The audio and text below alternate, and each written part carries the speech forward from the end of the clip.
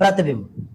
बेटा नेक्स्ट समझते हैं प्रतिबिंब। मोस्ट इंपोर्टेंट डेफिनेशन है यहाँ पर प्रतिबिंब की। देखिए कभी कभी स्टूडेंट से पूछा जाता है कि बेटा प्रतिबिंब समझाओ, तो वो हालांकि रट तो लेता है कि प्रतिबिंब उसे कहते हैं, परिभाषा सुनाते रहता है, कोई कोई शब्द मिसकॉन्सेप्शन करता है, गलत करता है, जिससे वहां पर वो सही तरीके से सुना नहीं पाता है कि प्रतिबिंब किसे कहते हैं। लेकिन मैंने आपसे 100 बार बोल दिया बेटा, उसे आप याद रखिए। मैं हर बार, हर अपने लेक्चर में, हर अपने वीडियोज में, हर अपने क्लास में लेकर आता हूं कि रटना किसी को नहीं है, बस ध्यान से समझना है और पढ़ना है और फाइनली याद कर लेना है, रटना नहीं है, बात खत्म। तो रटना बिल्कुल भी नहीं है, रटी हुई चीजें खासकर भूल जाते हैं, ये बात याद रखें, ठीक। तो प्रतिबिंब किसे कहते हैं थोड़ा अच्छे से समझेंगे सभी स्टूडेंट्स। ध्यान से, जब किसी वस्तु से प्रकाश चलकर आता है, पहले मैं आपको समझा रहा हूं, थोड़ा ध्यान से समझना। सपोज करिए ये वस्तु है और इस वस्तु पर प्रकाश टकराया और इससे टकराकर अपवर्तन या परावर्तन के पश्चात प्रकाश की किरणों ने एक दूसरे को जिस बिंदु पर काटा या काटने का प्रयास किया या काटता हुआ आभास हुआ, ठीक। तो जिस बिंदु पर प्रकाश की किरणें काटती हैं या काटती हुई प्रतीत होती हैं, वही बिंदु उस वस्तु पर क्या कहलाता है? प्रतिबिंब कहलाता है। Any problem? तो मैंने क्या कहा कि जब दो या दो से अधिक प्रकाश किरणें अपवर्तन या परावर्तन के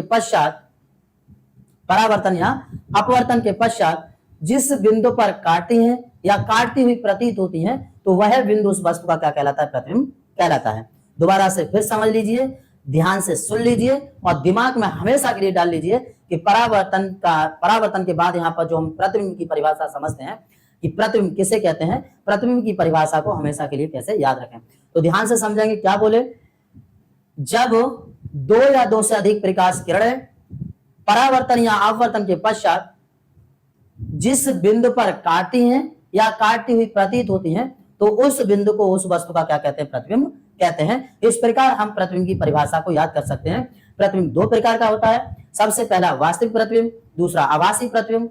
वास्तविक मतलब वास्तविकता में काट रही हैं, वास्तव में प्रकाश की किरणें काट रही हैं तो वास्तविक प्रतिबिंब, और काटती हुई आभास हो रही है मतलब प्रतीत होती हैं, तो उस बिंदु को हम क्या कहते हैं? आभासी प्रतिबिंब कहते हैं। चलिए यहाँ पर लिखा हुआ है तो थोड़ा समझ लेते हैं। परावर्तन या अपवर्तन के पश्चात जब प्रकाश किरणें एक दूसरे को जिस बिंदु पर काटती हैं या काटती हुई प्रतीत होती हैं, तो वह बिंदु उस वस्तु का प्रतिबिंब कहलाता है। इस प्रकार हमने अभी अभी प्रतिबिंब को समझा, ठीक है। अब यहाँ पर मैं आपसे कहूं कि भाई यहाँ पर कोई वस्तु, हमारी एक वस्तु रखी हुई है, सपोज ये कोई वस्तु है। अब इससे ये प्रकाश आपतित हुआ, इससे ये क्या हुआ? प्रकाश आपतित हुआ। अब किस पर आपतित हुआ? तो हम यहाँ पर सपोज कर लेते हैं कि ये कोई क्या है, समतल दर्पण है या अवतल दर्पण है, किसी भी मिरर को ले सकते हो। तो ये सपोज समतल दर्पण है जिसके एक और पॉलिश हो रखी है। अब इस पर ये प्रकाश आपतित हुआ तो इससे टकराएगा और उसी माध्यम में वापस लौट जाएगा, ये तो सब आपको पता ही है। उसी माध्यम में वापस लौट गया। अब होता क्या है यहाँ पर कि इन्हीं प्रकाश की किरणों को सेम टाइम में जब हम पीछे बढ़ाते हैं भाई, जब सेम टाइम में पीछे बढ़ाते हैं तो ये प्रकाश की किरणें एक दूसरे को काटती हुई प्रतीत होती हैं। तो यहाँ पर ये क्या बन जाता है? इसका इमेज बन जाता है कुछ इस प्रकार। ओके, तो ये इस वस्तु का क्या बन जाएगा? इमेज बन जाएगा। ये वस्तु यहाँ पर सपोज ए भी है तो प्रतिबिंब यहाँ से ए डैश और बी डैश बन जाएगा। जब आभासी है तो सीधा है, अगर ये उल्टा होता तो वास्तविक होता। राइट, कोई प्रॉब्लम? समझ गए होंगे प्रतिबिंब किसे कहते हैं। अब नेक्स्ट समझते हैं बेटा, यहाँ पर एक चीज और समझ लेते हैं। देखिए प्रतिबिंब में ही समझ लेते हैं प्रतिबिंब कितने प्रकार का। तो अभी अभी हमने बताया प्रतिबिंब के प्रकार कितने होते हैं। तो सबसे पहला होता है वास्तविक प्रतिबिंब और दूसरा आभासी प्रतिबिंब। आभासी प्रतिबिंब। ओके, तो दो टाइप के प्रतिबिंब, वास्तविक प्रतिबिंब और आभासी प्रतिबिंब। अब मैं थोड़ा सा इनको अच्छे से आपको समझा रहा हूं, ध्यान से समझना सभी स्टूडेंट। अभी अभी मैंने जस्ट बताया है प्रतिबिंब के दो प्रकार होते हैं। सबसे पहला कौन सा प्रकार? तो याद रखेंगे सभी बच्चे, सबसे पहला प्रकार होता है मेरे भाई वास्तविक प्रतिबिंब, वास्तविक प्रतिबिंब, ठीक। दूसरा प्रकार होता है आभासी प्रतिबिंब, आभासी प्रतिबिंब। आभासी से नाम आपको स्पष्ट होगा और वास्तविक से भी स्पष्ट हो रहा होगा। वास्तविक का मतलब है जब प्रकाश किरणें एक दूसरे को वास्तव में काटती हो तो वह प्रतिबिंब है उस वस्तु का, वास्तविक प्रतिबिंब कहलाता है। याद रखेंगे जब प्रकाश किरणें एक दूसरे को वास्तव में काटती हैं, वास्तव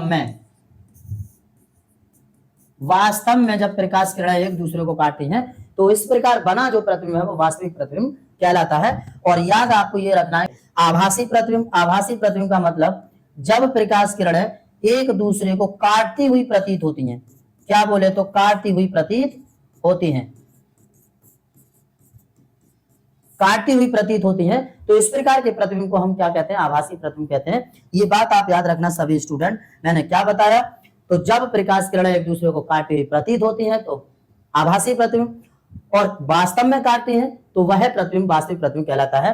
अब याद एक बात रखेंगे, जो प्रतिबिंब आभासी होता है मेरे भाई, हमेशा याद रखना है, भूलना नहीं है। इस सी से पहचान लिया आभासी, मतलब लास्ट में ये सी दिख रहा है, इसका मतलब है आभासी सी, और सी फॉर मतलब बेटा यहां पर सीधा, सी फॉर सीधा। Any problem? तो जो प्रतिबिंब आभासी होता है वह प्रतिबिंब सीधा होता है, ये बात याद रखना। आभासी सी से आप पहचान लो प्रतिबिंब कैसा बनेगा, सीधा बनेगा, कुछ इस तरह। ओके, अब सीधी सी बात है भैया, जब ये आभासी मतलब सीधा हो गया तो ये तो वास्तव में उल्टा होगा, तो ये जो प्रतिबिंब है वास्तविक वो कैसा बनता है, उल्टा बनता है। ये बात आपको याद रखनी है। एनी प्रॉब्लम यहां तक?